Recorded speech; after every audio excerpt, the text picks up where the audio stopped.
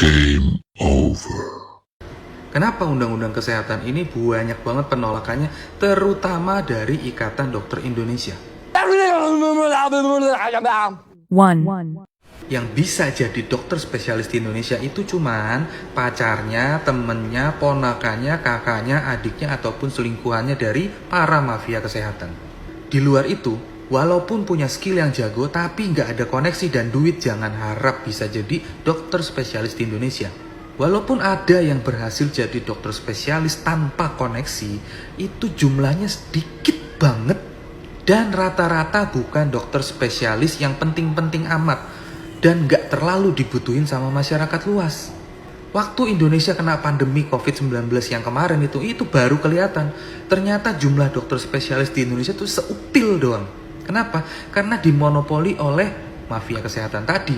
Itulah gunanya undang-undang kesehatan. Siapapun bisa jadi dokter spesialis tanpa harus ada koneksi ataupun harus ngebayar duit pelicin ke dokter spesialis senior demi untuk dapetin surat rekomendasi. Berarti bagus nggak undang-undang kesehatan itu?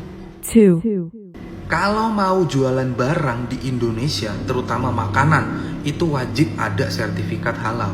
Masih inget nggak dulu kekacauan dan kerusuhan dan keributan ketika sertifikat halalnya MUI diambil alih oleh Kementerian Agama?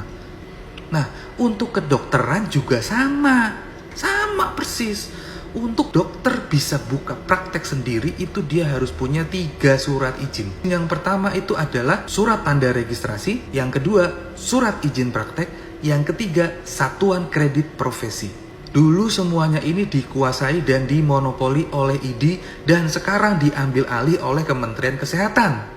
Dulu kalau mau dapetin 3 surat izin itu harus melalui 3 proses. Lapor ke ID cabang, lanjut ke PBID, baru tembus ke KKI. Which is itu butuh pelicin yang gak sedikit. Dari angka jutaan sampai puluhan juta.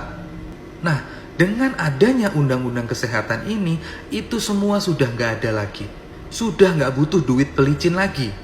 Jadi, dokter-dokter sekarang yang pengen buka praktek, itu udah gak perlu ngejilatin ID untuk bisa dapetin 3 surat itu lagi.